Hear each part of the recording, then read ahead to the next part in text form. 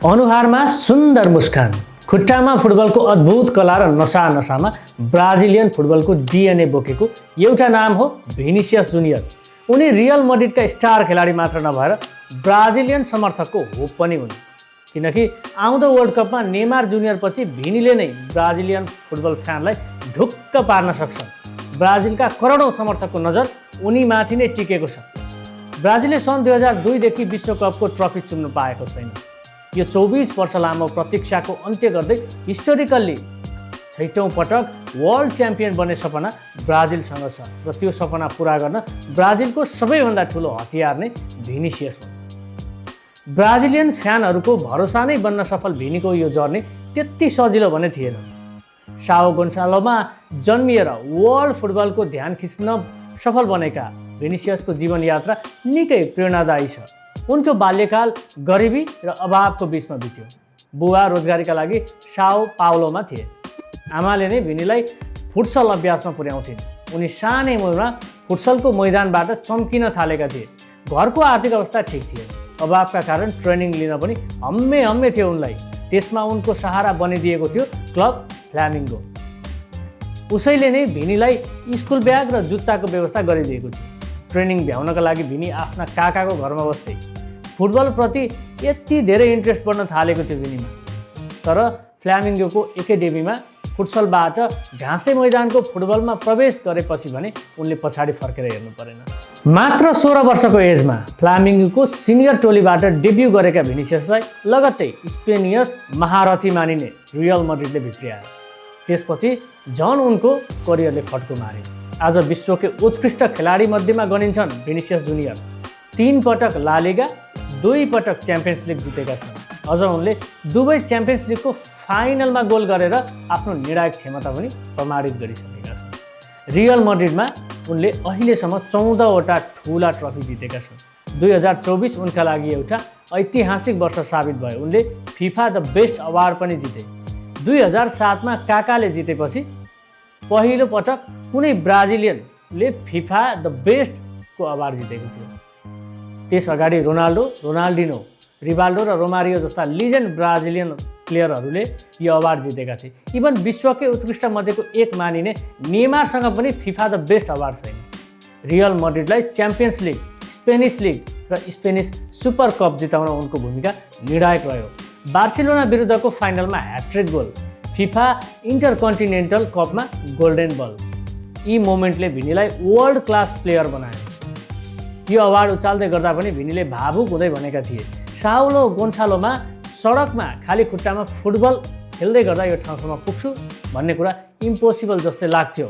म गरिबी र अपराधको बिचमा हुर्किएको थिएँ, त्यसैले यहाँ उभिन पाउनु मेरो लागि सबै थोकको सौभाग्य हो। यो भनाइले उनको जीवनको लामो सङ्घर्षलाई परिभाषित गर्छ। भिनिसियसको मैदानभित्र छुट्टै पहिचान छ। उनीसँग स्पिड, उत्कृष्ट प्राविधिक कौशल र कठिन समयमा गोल निकाल्ने क्षमता छ। ब्राजिलमा माल्दाबेजा भयानक उपनामले चिनिन्छन् उनी, जुन नाम विपक्षी डिफेन्डरहरूलाई उनले दिने शास्तिका कारण पाएका हुन्। रियल मड्रिडमा उनले क्रिस्टियानो रोनाल्डो र राउल जस्ता दिग्गजले लगाएको प्रतिष्ठित जर्सी नम्बर 7 लगाउँछ। च्याम्पियन्स लिगमा उनका 34 गोल नेमारपछि कुनै पनि ब्राजिलियन खेलाडीले गरेको सबैभन्दा धेरै गोल हो। उनी बार्सिलोना विरुद्धको एल क्लासिकोमा गोल गर्ने सबैभन्दा कम उमेरका विदेशी खेलाडी पनि हुन्, जसका लागि उनले लियोनल मेसीको रेकर्ड पनि ब्रेक गरेका थिए। क्लब फुटबलमा सम्भव भएका उपलब्धिहरू हासिल गरिसकेका भिनिसियसका लागि अब सबैभन्दा ठुलो चुनौती ब्राजिलको पहेँलो जर्सीमा त्यस्तै सफलता दोहोर्याउनु हो। उनले 18 वर्षको उमेरमा राष्ट्रिय टोलीमा डेब्यू गरेका थिए, तर अहिलेसम्म ब्राजिलका लागि कुनै पनि ठुलो इन्टरनेसनल ट्रफी उनले जित्न सकेका छैनन्। भिनिसियसले ब्राजिलका लागि 9 गोल र 6 असिस्ट गरेका छन्। 2022 को कतार विश्वकपमा उनको प्रदर्शन सम्झन लायक थियो। विशेष गरी दक्षिण कोरिया विरुद्धको त्यो गोल स्वादिलो थियो, तर क्रोएसियासँगको क्वार्टर फाइनलमा भोग्नु परेको हारले उनलाई अझै पनि पिरोल छ। अब अमेरिका, मेक्सिको र क्यानाडामा हुने वर्ल्ड कपमा ब्राजिलले मोरक्को, हाइटी र स्कटल्यान्डसँग खेल्नेछ, जसमा भिनीसँगै हुनेछन् नेमार जुनियर सहितको अनुभवी र जोसिलो स्क्वाड। यो वर्ल्ड कपको एउटा ठुलो चर्चाको विषय भनेको नेमारको कमब्याक पनि हो। गम्भीर चोटपछि फर्किएका नेमारलाई कतिपयले आलोचना पनि गरे। तर भिनिसियसको मनमा भने नेमारप्रति ठुलो सम्मान छ। उनी भन्छन्, नेमार मेरो साथी मात्र होइनन्, उनी देशका लागि आदर्श हुन्, मेरा लागि नायक हुन्। उनले जीवनमा धेरै आलोचना र सङ्घर्ष झेलेर आफूलाई प्रमाणित गरेका छन्। यही कारण उनले स्पष्ट पारेका छन् कि 10 नम्बरको जर्सी नेमारकै हुनेछ। पेले, जिको, रोमारियो र रोनाल्डिनोले लगाएको त्यो जर्सी नेमारलाई सुम्पिने उनको इच्छाले ब्राजिलियन टोलीभित्रको एकता र उनको नम्रता दुवै झल्काउँछ। वर्ल्ड कप भिनिसियसका लागि एउटा टुर्नामेन्ट मात्र होइन, ब्राजिलको प्रतिनिधित्व गर्नु र ब्राजिलियन फ्यानको अनुहारमा पुरानो खुसी फर्काउनु भिनिसियसका लागि एउटा ठुलो जिम्मेवारी र गर्वको विषय हो। सन् 2026 को जुन 13 मा न्यू जर्सीको मेट लाइफ स्टेडियममा मोरक्को विरुद्ध खेल्दा भिनिसियस केवल एक खेलाडीका रूपमा मात्र होइन, ब्राजिलको आशा र भरोसाका रूपमा मैदान उत्रिनेछन्। ब्राजिलका महान खेलाडी रोनाल्डोले भने जसरी भिनिसियसको प्रभाव फुटबल मैदानभन्दा धेरै छ।